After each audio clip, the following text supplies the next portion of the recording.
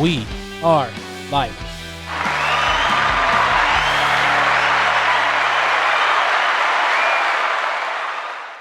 To the amazing fans in studios and Miguel in San Diego, me in the heart of LA. Welcome back to the Early Addiction Podcast. Oh, that was perfect. It's a great introduction there, Adam. Episode 122. I had to think about it. 122. 122. This is episode 1 of a 2-episode week. Because we got Flash review on Friday. I've already seen it. Miguel's going to see it tomorrow. So super excited to see it. I may catch it, honestly. I may catch it again on Thursday. Yeah, I might.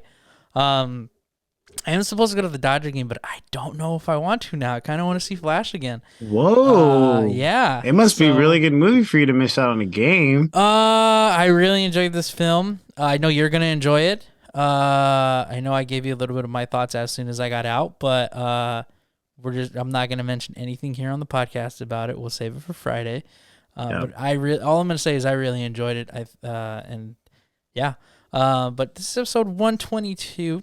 We got some fun topics for you. Of course, we got box office. Of course, we got some scary stuff. We got some scary stuff alerts. Honestly, Yeah. Two topics correlate. We'll be talking about the return, the re-return of Art the Clown. And we'll also be talking about the short film of the Spider-Verse. And a bunch of Disney projects. Delays.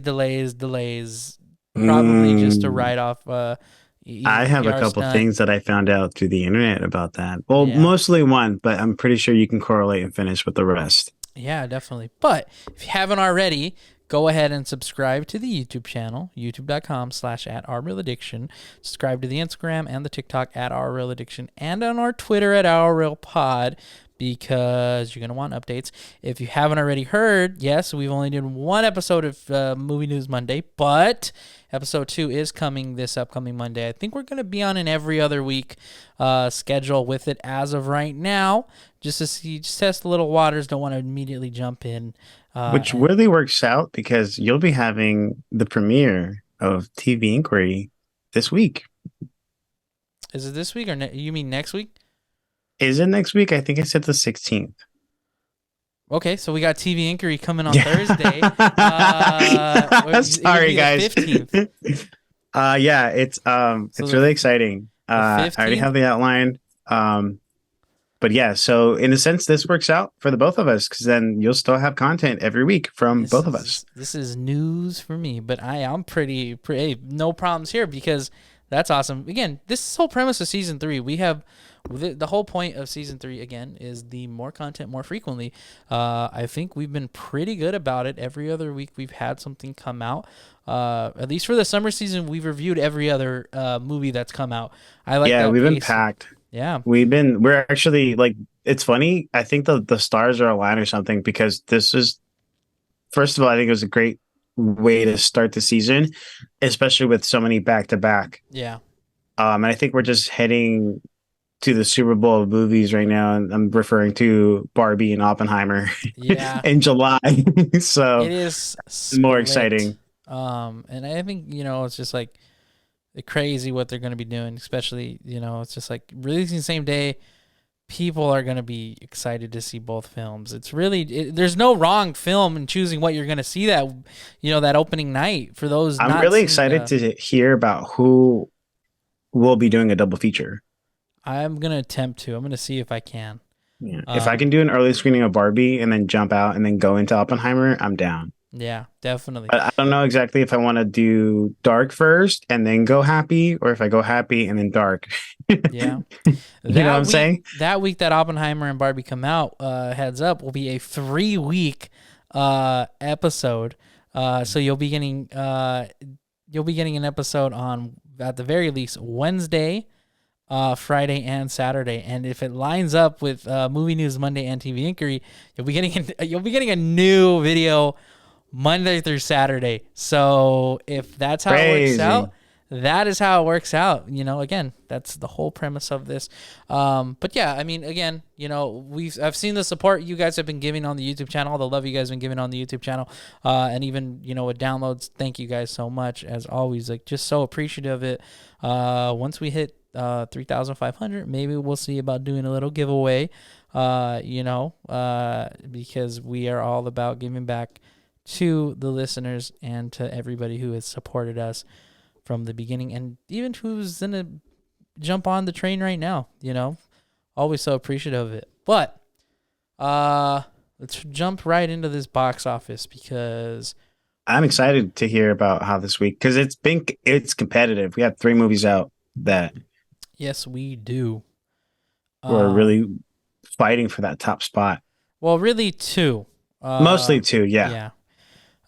Pretty big gaps.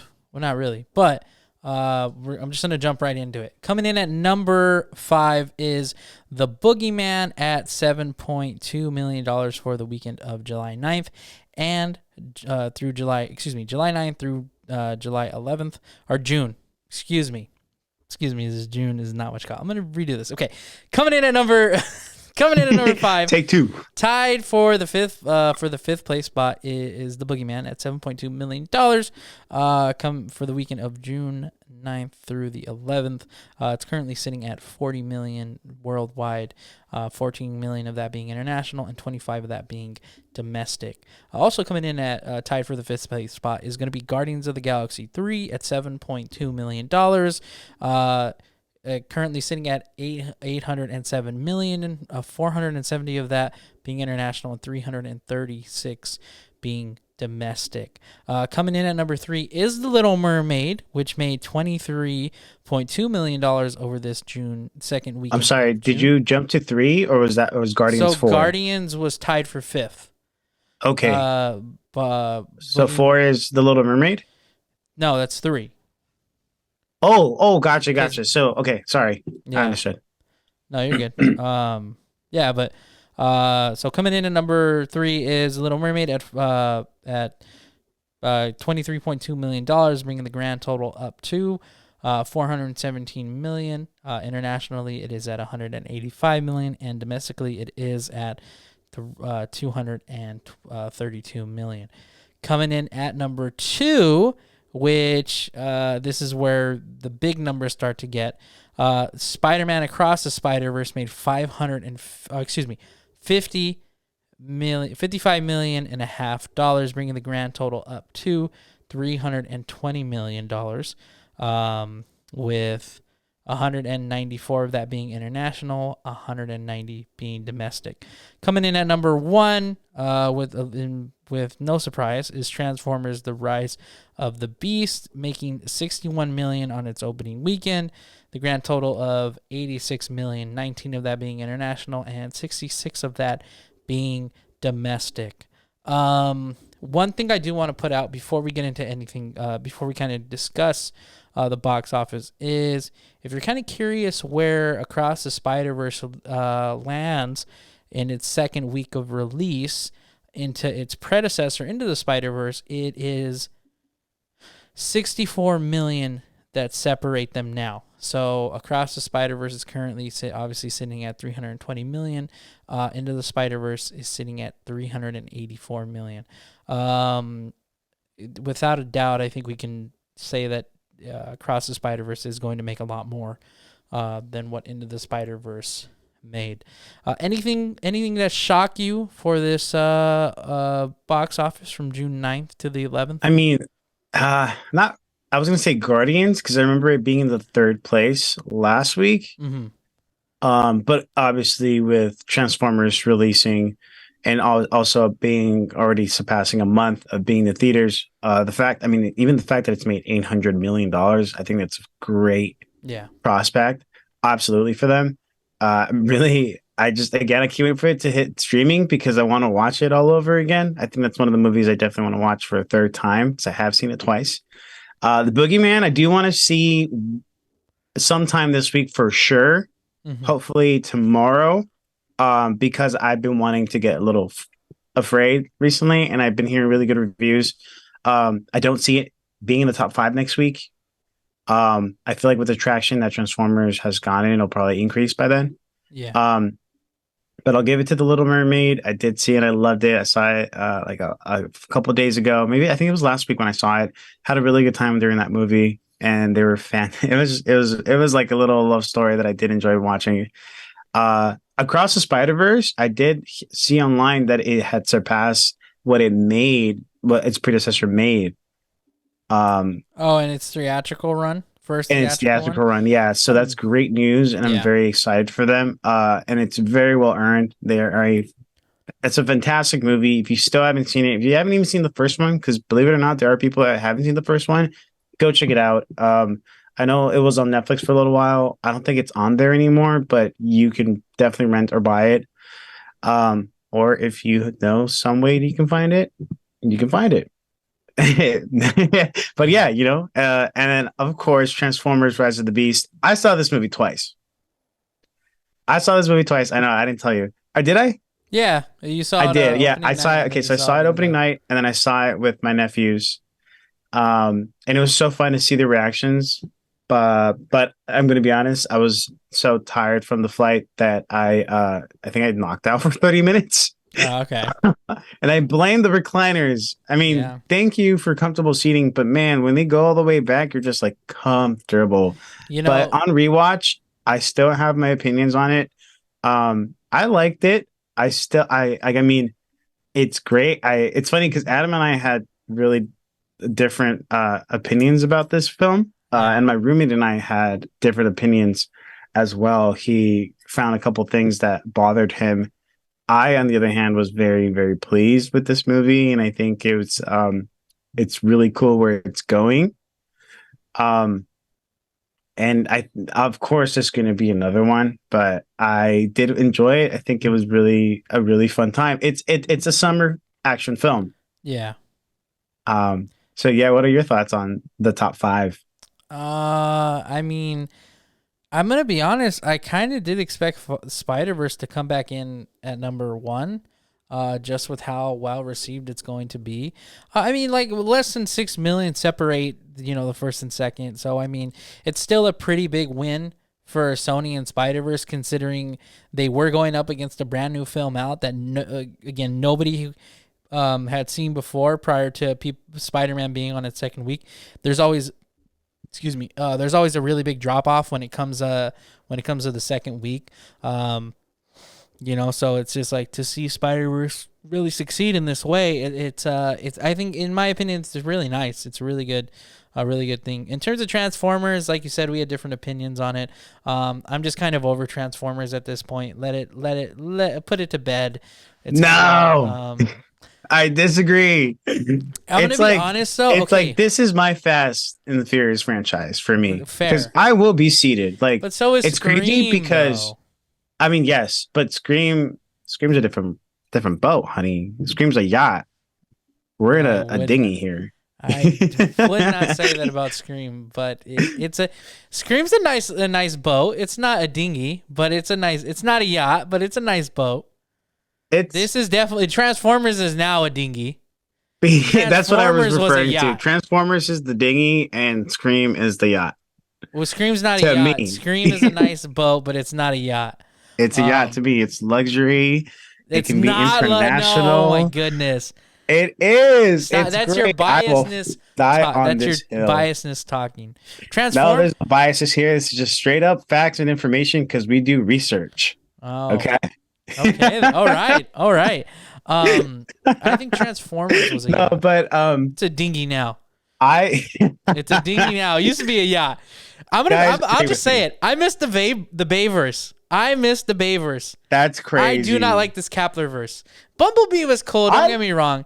I don't care. There's some moments where I was like, "What's going on?" There are some moments where I was like, "Why is this character not like living to its full potential?" I'm just like, "Where's Sam?"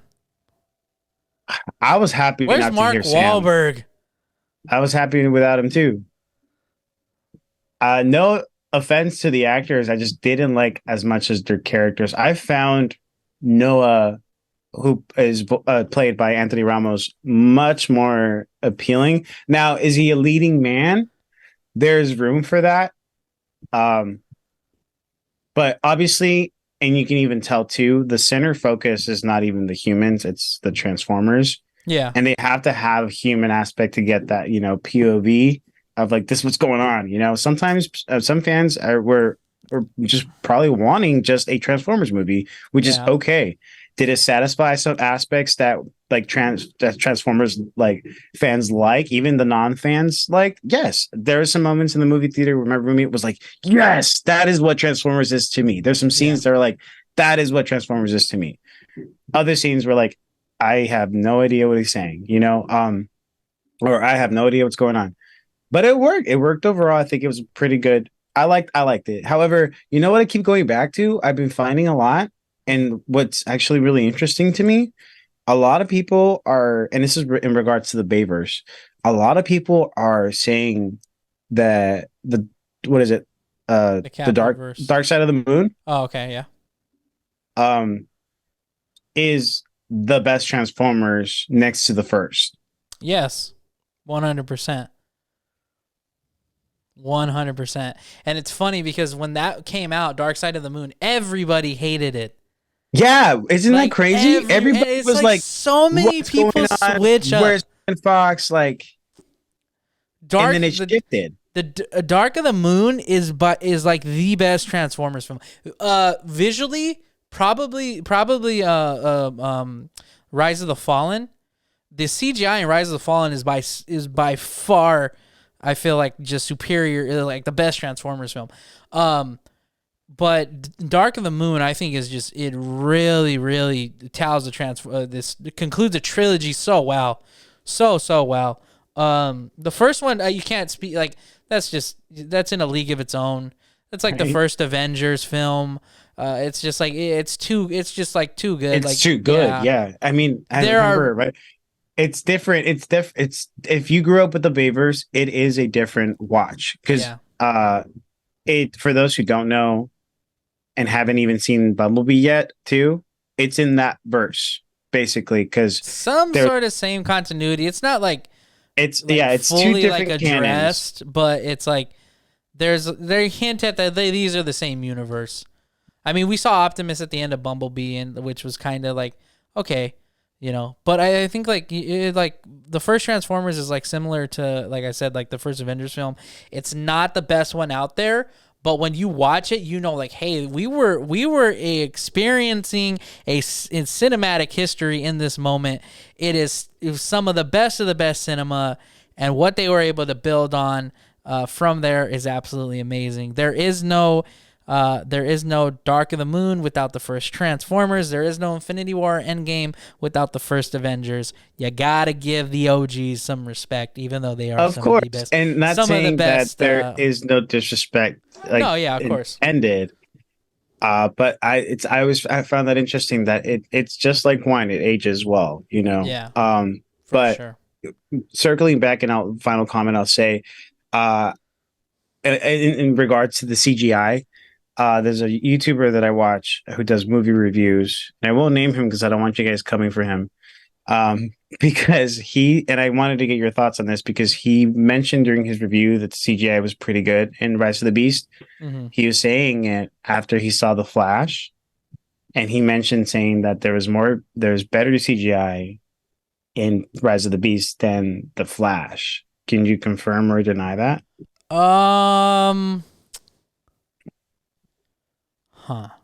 That's a good question. Because that had me thinking, yes, but I hadn't seen the movie. Here's why I'll say yes. Specifically for this reason alone, I feel like the Flash suit is ruined by CGI.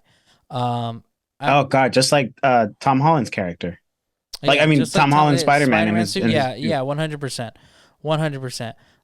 There are like, and I that was one of my biggest criticisms about No Way Home is that you knew when the suit was fake. When Tom Holland wasn't wearing the suit and it was CGI'd. In this situation with the Flash, when I saw the Hot Toys design for the Flash suit and what they did and how they made it look, I was like, that looks awesome.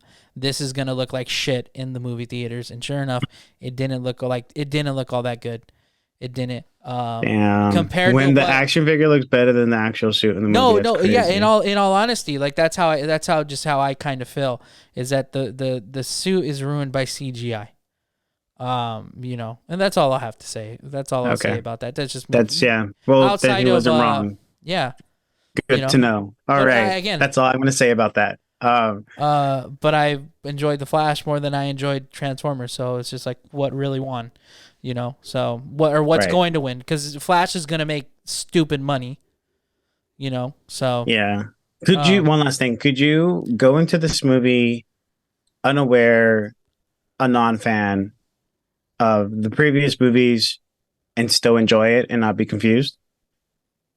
uh, And I mean, in a I sense, kind of also in knowing who Michael Keaton is.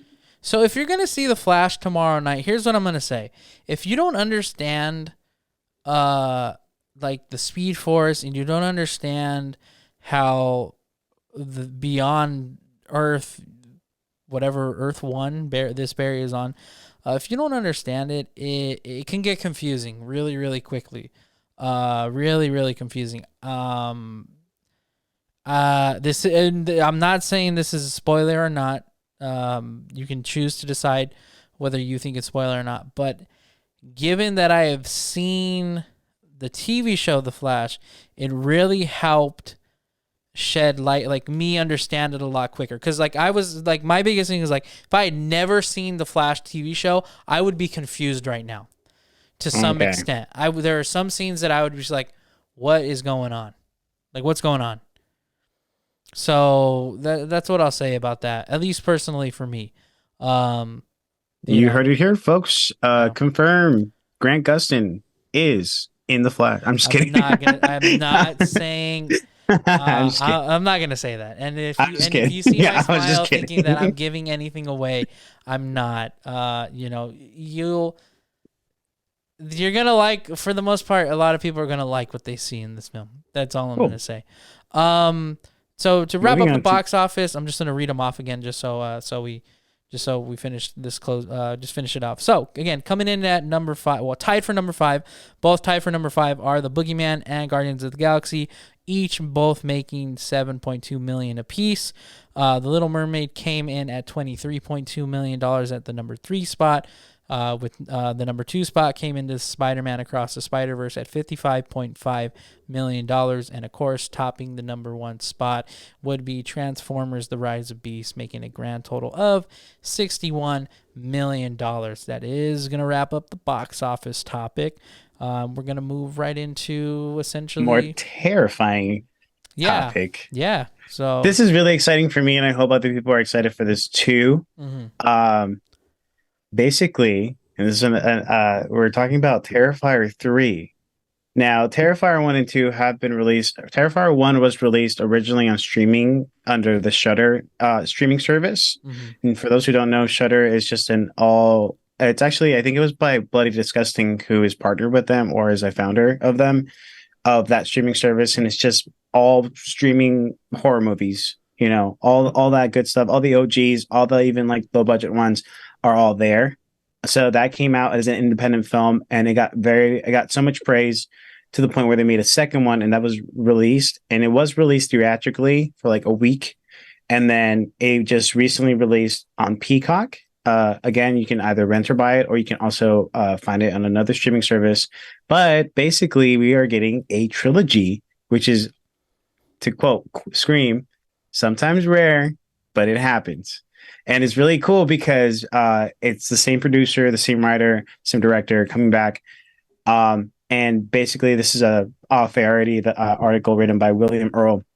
And it's titled Terrifier 3, Cineverse Acquires North American Rights. Director reveals how he's planning to top gory sequel because he can't let the fans down.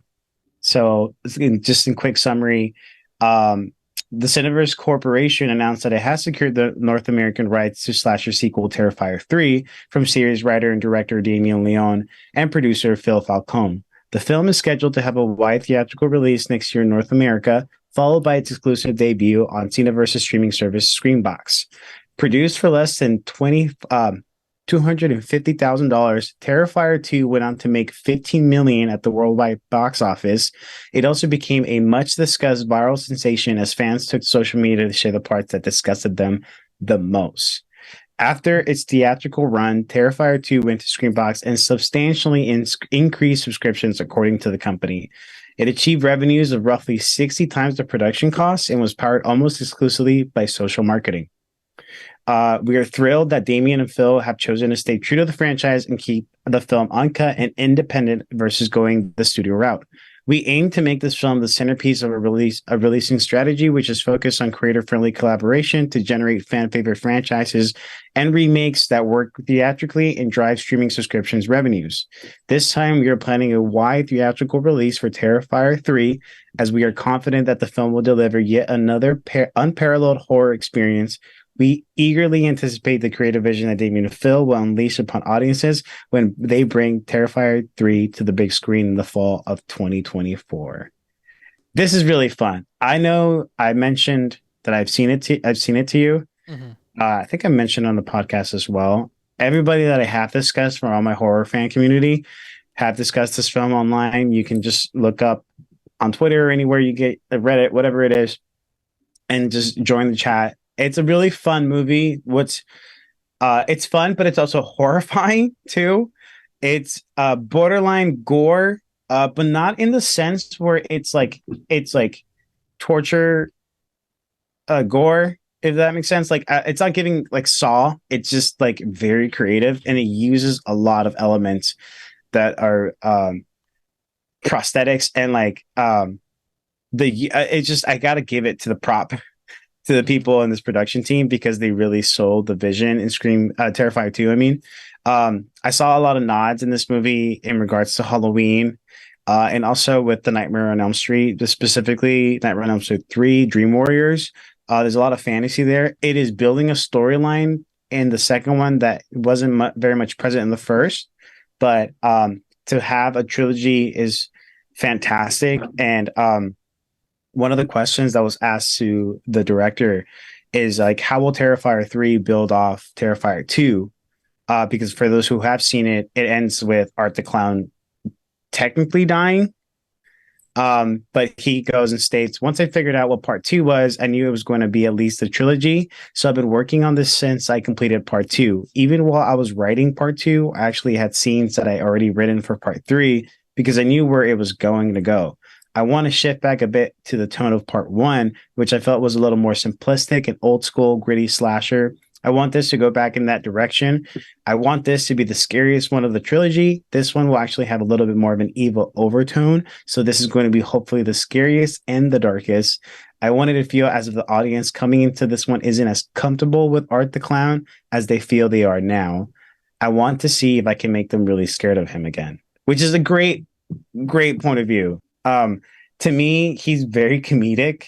It's funny because killer clowns have always been an ick for me. I don't know about you, Adam.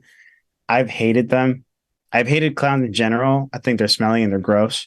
Mm-hmm. But add that element of a slasher to them, it's just even more terrifying. I mean, it traumatized me a little bit when I was a kid and I saw the original TV run of that.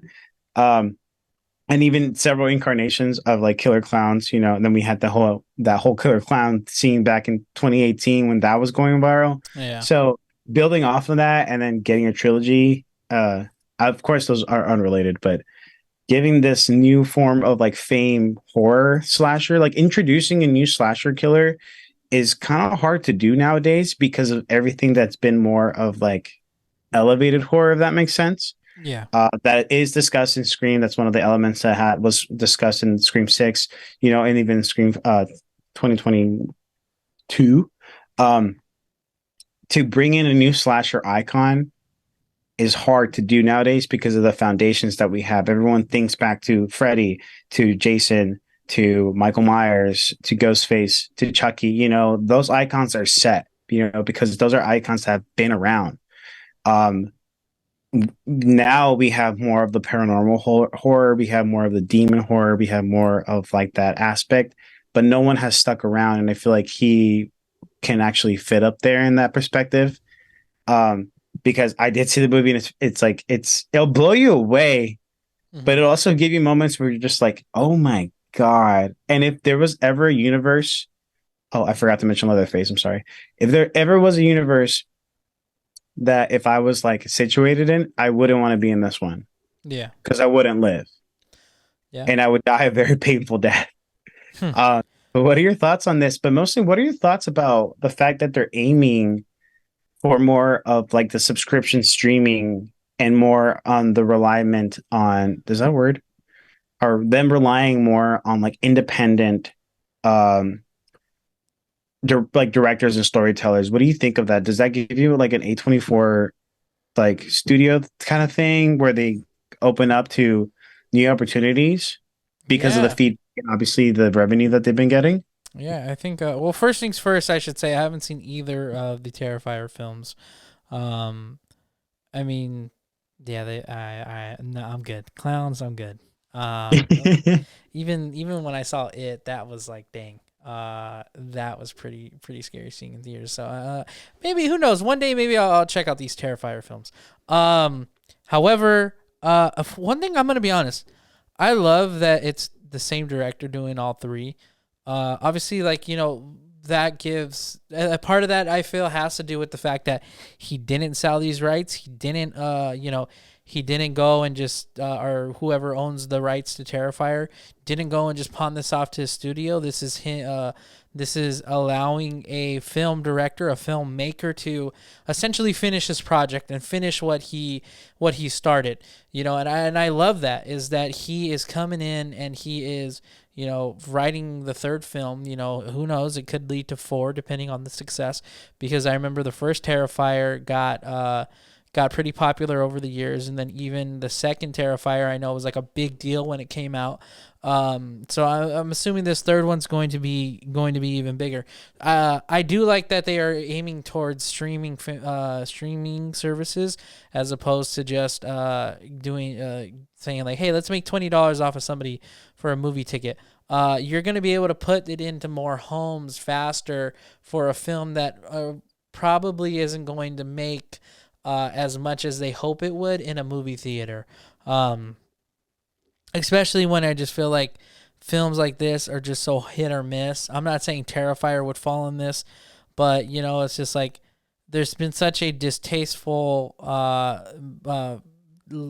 flavor in the mouth with how bad the Halloween revivals were outside of the first revival. We haven't really had much. Scream is the only one that has been able to consistently do it back to back years where it's like, hey, produce a good film. But when you look at like an independent film like X or even Pearl, it's kind of it's a little different. So Yeah, the storytelling is much. What I do really like about this article, and I'll give props to Will Earl, is mentioning how the focus of their releasing strategy is focusing on creator friendly collaborations and generating fan favorite franchises and remakes that work theatrically or like either up the like streaming service, which I think is it's fantastic and could possibly be the future. I feel like eventually that will be a thing.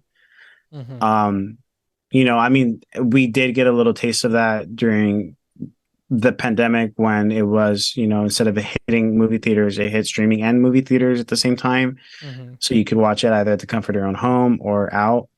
Um, which in a sense I kind of do like, but obviously with us, we mentioned several times that we do love a movie theater experience and we wouldn't ever want the movie theater experience to ever die out. I feel yeah, like that is one of the best art forms ever because it really is a shared space. But I really do like that they're giving independent directors their time to tell a story in their own way and to share it that way and also to get that much praise. I think that's fantastic. yeah, Obviously it is hard with remakes, and this is what I kind of do and don't like, and I am a hypocrite because obviously I do love the Scream franchise, and they're making more, but some remakes are hit and miss, and Halloween was distasteful. I was really pissed by all those, except for like the remake. yeah, That one was great, but they just fell really bad with two and three specifically. Um, and it, but this is the outcome. This is what happens when you trust your writer and your director Yeah. and the production team behind it, and just follow it through, and then you can get new content, because this is what we need. We need new faces of horror, if that makes sense. I'm not saying that we need to forget about them. They're going to be a staple, especially within the It's horror just, community. We love these, but we need something different, yeah, we need and new taking faces. risks like that is fantastic. So I'm very excited for Terrifier 3, and I'm really excited for um Damien and Phil to produce another movie. Look, by the looks of it, next year in the fall. Um, but I'm just like, I'll see, because the stakes are really high, and two, Mm-hmm. and it was 2 hours long. Yeah. So I'm excited to see how they're gonna do three. But if he already has scenes in his head that he's written out already, that's fantastic, because two does get a little fantasy, and you're kind of like wondering, okay, well, where was that in the first one? But if he has if he has the third movie in mind, everything, he even mentions it in the article as well. He goes like, I know some fans were not a big fan of that, but that's why three has to kind of go back to its root, and then I'll tie in everything that I left off of loose end, because I couldn't put everything in two. See, and I feel like that's a lot easier to believe from an independent like filmmaker than it is to come and have like like a studio say that, because like for example, and the biggest one you say when coming back to full circle, I always think of like the failed of like the Rise of Skywalker attempting to do that, saying like, oh yeah, this is gonna tie in the prequel trilogy with the original trilogy with this sequel trilogy, and it absolutely does nothing like that. And then you find out that the original film and the original idea that they had would have tied in it more than what they gave us. So it's like kind of like that. So like I can believe this from him, because this is somebody who has consistently worked on the same project for these Terrifier films. Obviously he's done more. However, it's just like I like this, because it's just like it is the same guy who directed the first one, directed the second one, is now going to direct the third one, and his own mark is going to be on this film. That's what probably makes the film feel the way it does. So it's just like he knows this character better than anybody. This is what I feel is going to work best. I think another thing I want to add too, to reiterate your point, is that like you talked about like, oh, it's good to see a fresh face. It 100% is. We can't continue to rely on Michael Myers, Jason Voorhees, Freddy Krueger, and even to some extent Ghostface to continuously carry this load of having to be the slashers of horror. And it's just like it's not. They need a retirement plan, man. Like Yeah, they. like put them to bed. If we want in like 10 years, we want to see Halloween remade. Perfect. Same thing with Friday the 13th and Freddy Krueger, by all means. But it's just like you can't keep going back to them when we have these films fail. Something like Terrifier is something you can put in there. Hopefully, because it is a little different, it is releasing on streaming services. But again, it's been well respected. People who have seen Terrifier on social media, they tend to like it. I feel like it's one of those films where it's just like critics who have seen it hate it, audiences who have seen it love it for what it is, or they like can agree that it is a horror film at its core. But that's all I have to say on that. Thank you. Yeah, no, I mean, you guys know, as a horror fan, and even then, this is exciting, and I hope you guys are excited for it too. It's a fun watch. It's disturbing, and if you are young and are listening to this podcast, please don't watch this movie. Like you may feel like I can do this. I've seen worse online. Just wait, getting your pride. But also too, I am a hypocrite, because I was watching horror movies since I was like 6. Yeah. So do as you will. We must be better. But we must be better. Yeah. Honestly, Gen Z is built different, and even the following generation is going to be built different too. It's very inspiring. Yeah. Dare I say? Definitely. But coming in. Well, I got the last two topics. Melanie Goodfellow at Deadline, she wrote an article, again, little with the horror aspect, But her title of this headline is Sony unveils first look at Spider-Verse short film tackling mental issues and showing Miles Morales suffering from an anxiety crisis. She starts off with saying Sony Pictures Animation World premiered with its boundary pushing short Spider-Verse, The Spider Within, a Spider-Verse story tackling mental health mental health at the Annecy International Film Festival on Sunday.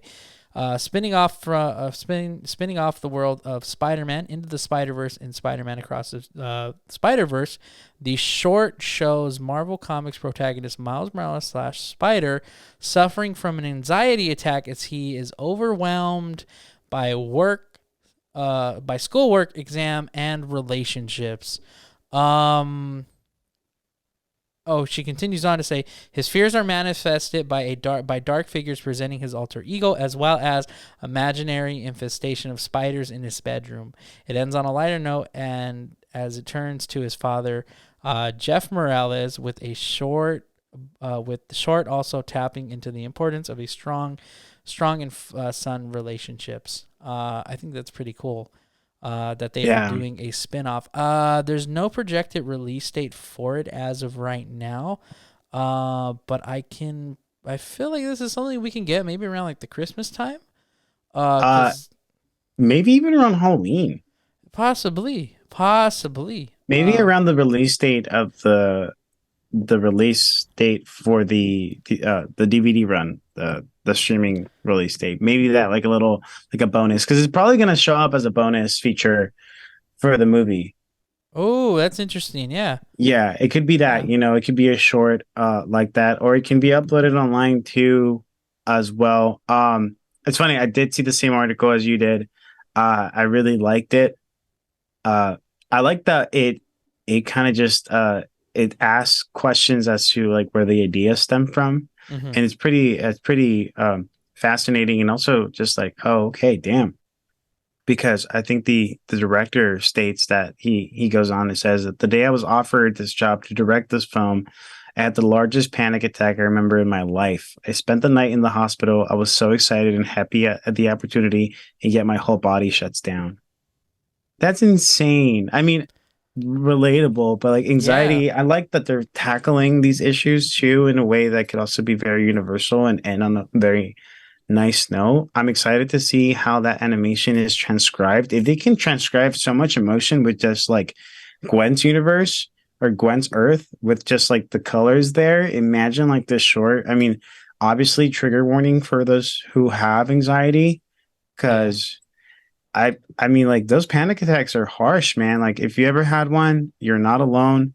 And if you have, like, you just have so much pressure on your chest and you can't breathe. And then you have so much going on in your head. And then you just have to find a way to bounce back, because somehow they just come and go. Yeah. And that's I like this. I like this short. I like that they're kind of, giving us, it is structured between the first and the second one. Mm-hmm. So it's going to be like in between there. So safe to say that somebody like the other Spider-Verse characters won't be in it. Feels like it's going to be, just Miles and obviously his parents. Right. Yeah. But to kind of like piggyback, it's just like, it's just like, I think it's really cool that they're tackling on this, such a relevant situations in today's world, because I feel like a lot of people just suffer from anxiety nowadays. I am fortunate, I'm blessed not to be one, somebody who suffers from anxiety. I every now and then I will get a panic attack, but I think like that's just like kind of normal. Life just becomes a lot sometimes where it's just like overwhelming. It gets overwhelming where you just can't help but like freak out.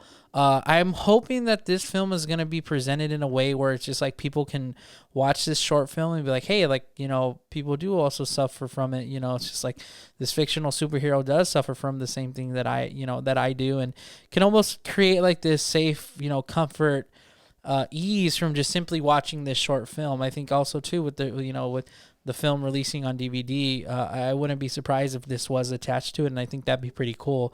I also do think it would be cool for them to release this in theaters as well. Because I mean, depending on how long the short is, I can yeah, honestly just probably picture it being 30 minutes, maybe less. yeah, yeah, definitely, definitely, Depending on how it moves. Whenever I think of a short, I just think about the Disney shorts that they have on like on the Disney Plus website. yeah, And those are like 10 minutes. But they give so much in just those 10 minutes. So I'm excited. However long it is, I will be seated. same, And I do like the fact that it is raising awareness with something that can be brushed off as, okay, oh yeah, you have anxiety, get in line. Like it is real. And I think the yeah. more, especially within this day and age of people being so open about it and like sharing that and also relating to something like that, because sometimes people don't vocalize it because they're afraid of them just being dismissed. It's That's hard to that's one of the biggest thing. when you suffer from something like this or any sort of mental health issue. It's hard to come out and say, hey, I'm struggling. Like the pride is a very big powerful thing, and it can be a good and bad thing having pride, in certain aspects of life. Obviously, like when you have pride towards your mental health issue, you don't, a lot of times you don't want to feel like a burden or something along those lines. And again, there's nothing wrong with that, but there are also people out there who just genuinely want to help, who are paid professionals to help, or it's just like there are avenues, to be able to do that. And I hope this film, it marks, an avenue that will allow people to maybe speak up, more about it, and you know get the help that they may need. Not saying they do need help, but it's just like if there is help that it is needed, you know, guide them into the right direction. Yeah. And But also too, there are sources everywhere. oh yeah, You can call as well. There are hotlines, yeah, just to have a voice. And also there are different variations of therapy now presented online. Uh I know people have mentioned BetterHelp, but I don't trust it. hmm I think there's other forms of BetterHelp out there. no pun Not to intended. bounce off, Yeah, not to diss on them. But for some people it works, for some people it doesn't. But I mean, just circling back, uh, anything that's related to this universe, I'm game. yeah, I will be seated. I'm excited to see it. And I know that it's gonna have as much heart as it does like the other films. yeah, So I'm excited to see how this and just Miles Morales, man, he is so charming as a character. yeah. Like you just He's root for him. yeah, Like you just like that's Miles. That's hmm it's great. It's great. yeah, It's fantastic. yeah. We got one last topic to get through. I'm not gonna go through all the announcements. I'm gonna talk about the big ones because the big ones are probably the most interesting. Also, I am referencing an article. I'm not going to read from the article. I'm just going to let you know that I am referencing an article from Variety.com written by Rebecca Rubin. She's where I'm getting all these dates from. So, obviously, without a doubt, you guys have seen not Marvel. Disney has announced a bunch of delays. Marvel, Star Wars, and Disney/20th Century has announced that hey, we're delaying stuff. We're delaying some films. A lot of those films include the big names: Avengers: Kang Dynasty, Avengers: Secret Wars. Both two Star Wars films have been pushed back, and also Avatar 2, 3, 4, and 5 have also been pushed back. So to kind of go in and state the dates, the Kang Dynasty and Secret Wars have both films have now been pushed back a full calendar year. So Avengers: Kang Dynasty was originally slated for May 2nd, 2025. It now takes Avengers: Secret Wars date at May 1st, 2026. Secret Wars now moves into May 7th, 2027. Whereas the two Star Wars films, the first Star Wars film was dated, they're both untitled, was dated for December 19th, 2025. Now gets pushed back to May on the 22nd of 2026. And now the other untitled dated Star Wars film is now a release of December 18th, 2026. For Avatar, this is where it gets interesting because there are a lot bigger gaps in this. So Avatar 3 got pushed back from December of 2024, and it's now moving to December of 2025. The gap gets even bigger with Avatar 4, where it was scheduled for December of 2026, moving all the way back to December of 2029. And finally, Avatar 5 was slated for December of 2028 and is now moving all the way back to December of 2031. Jesus. Yeah, that's what I'm literally thinking. But I'm tripping out with how are you pushing Avatar all the way back? For those wondering, James Cameron is 68.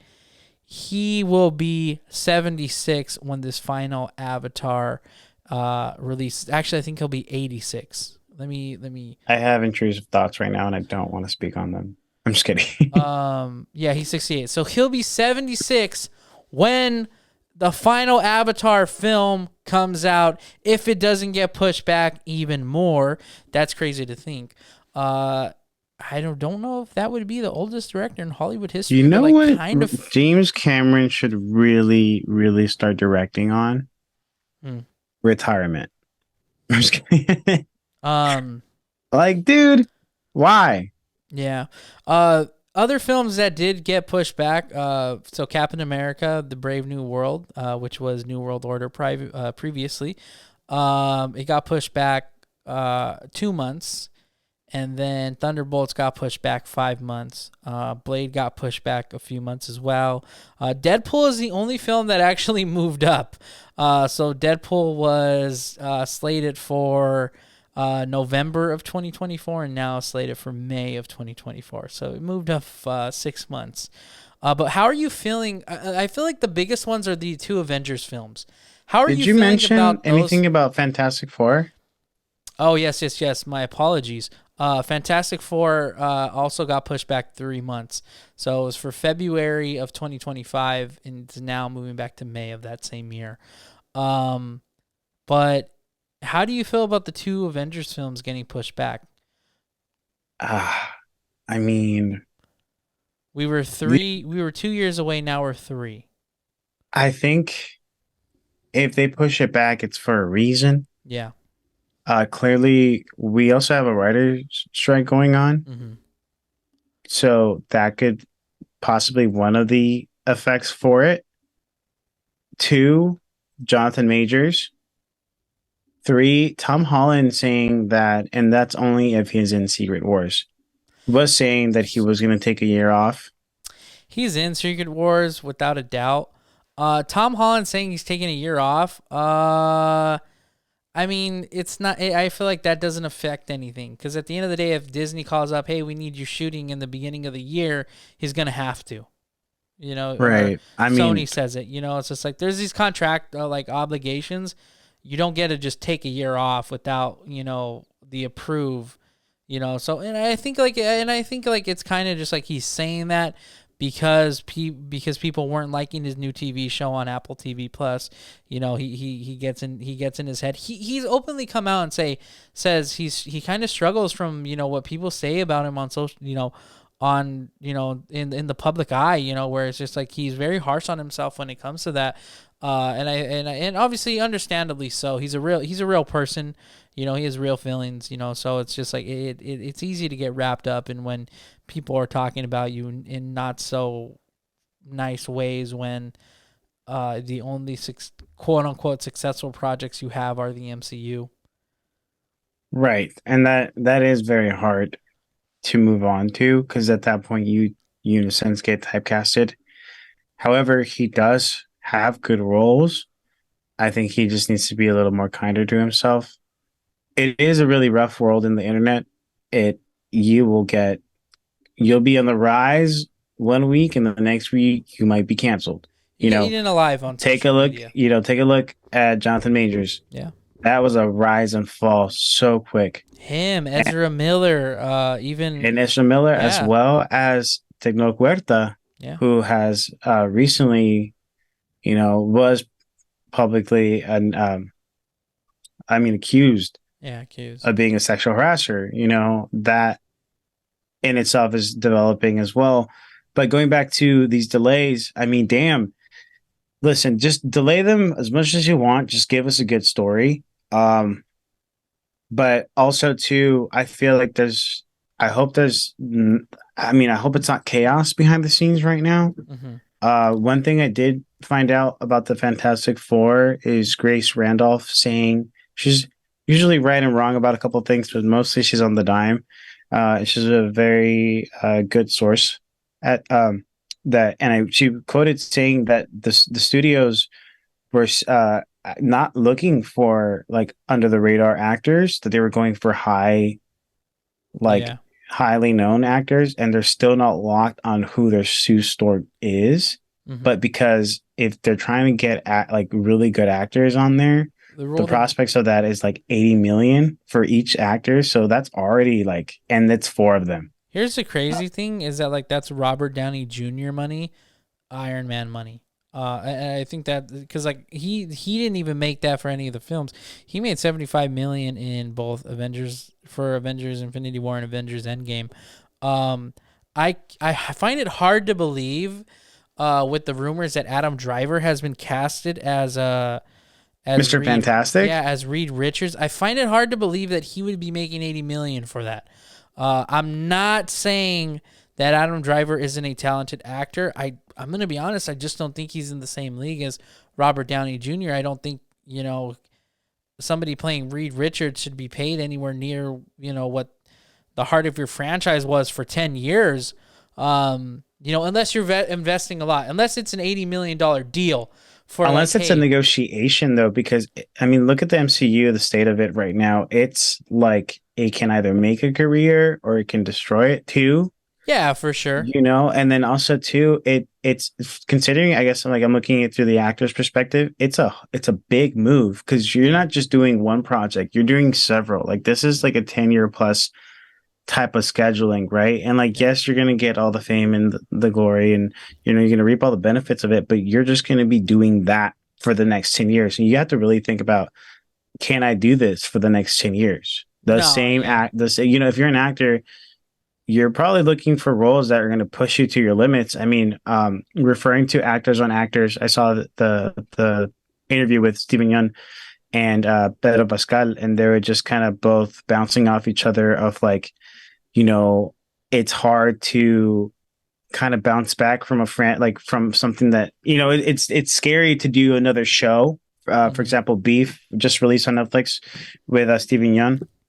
And he's like, I was a little afraid to do this again, just because of like what I just bounced off from. I was only doing film because I didn't want to be solely committed to a character like that. But given the direction of everything that was done and seeing the outcome of this character play out, I trusted the process and I really liked it, and it's now on the actor. Like, can I do this? But also too, it's like, it's such a big opportunity.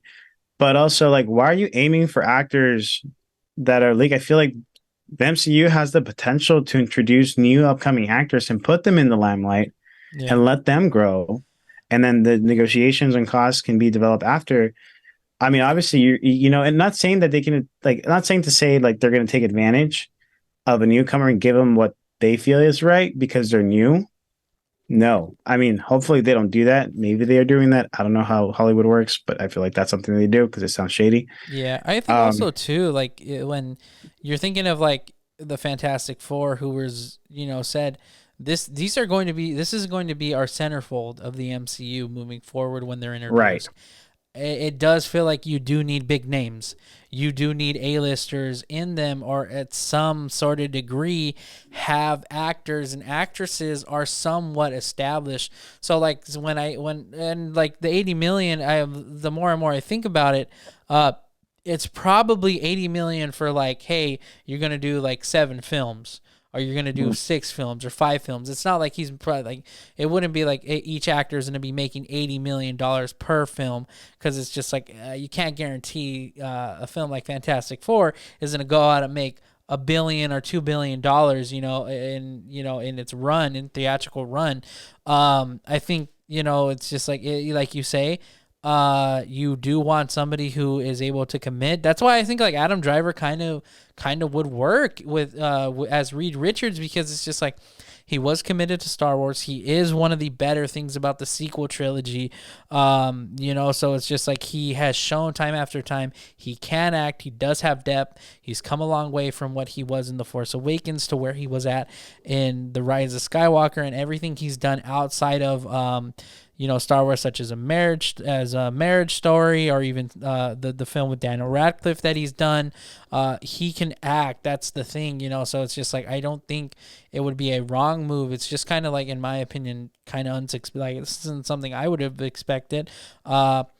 And then even the rumors with like Margot Robbie apparently being the front runner for Sue Storm, I find that kind of hard to believe. I don't believe it doesn't feel like Margot Robbie would do a project like an MCU project, especially her being Harley Quinn. I feel like there had to be some sort of like unable to be a centerfold of another franchise like that. I feel like there'd have to be some just like clause in her contract saying like, hey, you can't be a big piece in the MCU or in like the Fast and Furious, because if we need you, we're going to call and you are going to be there, So, well, to contradict that, Zoe Saldana has been the front runner of the Guardians of the Galaxy, the MCU, and has worked on other projects such as the Avatar series. She's in billion-dollar that's a little different though, because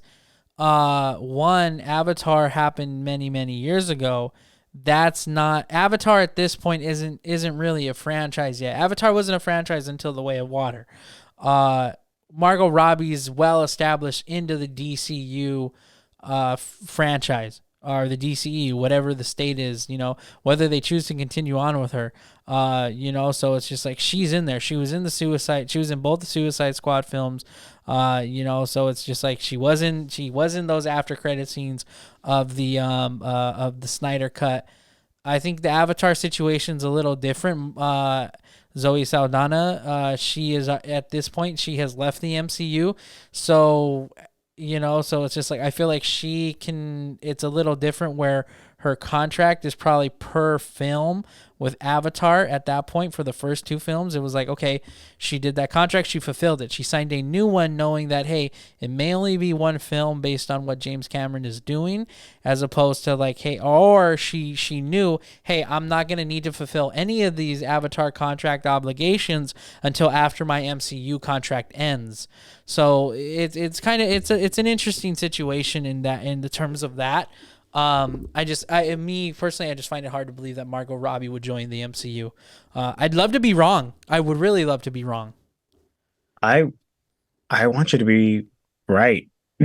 I mean, like, I love her, but I love her outside of I love her as Harley Quinn, don't get me wrong, but I think her best work is outside those films.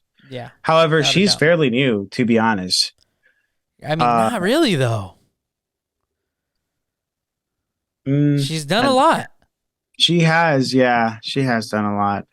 I just feel like there's so much more she can do. Yeah. And I think that's the question as well when it comes to being committed to these contracts that are like 10 years or more or less. It's like, can I be the same character that long? Yeah. Or also too is having to be committed. You can't be committed to a big contract and then be like, hey, I want to go fulfill these other films.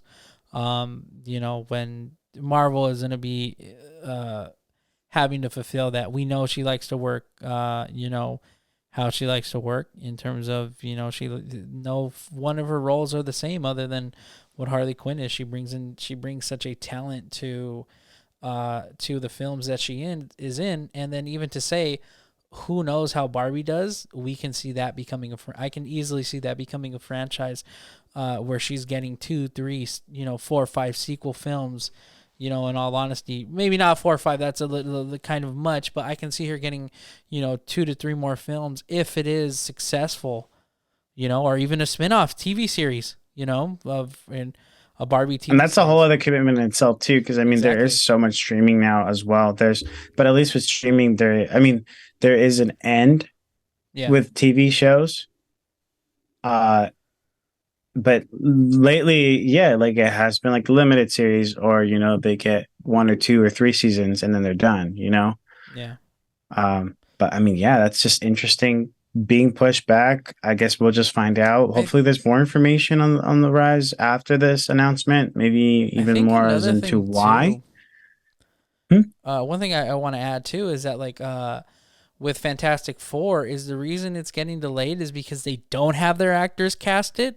They don't. They expected to have them casted at this point, and now that Disney doesn't, it's kind of like, oh crap, maybe we gotta push this back a couple months to give us time. Let's push it back 3 months so that we can get our cast sorted out. Because realistically, like think about this, they should realistically have the cast by D23 in August.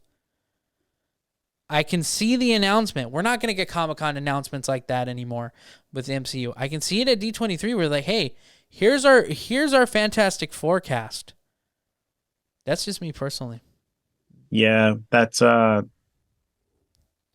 doable. Let's see if they get it together in these next couple months. I mean, there must be so much pressure right now. Absolutely. So much pressure. It's just, I mean, when the project gets delayed, it's just like, there's just so much in between. You're like, oh crap.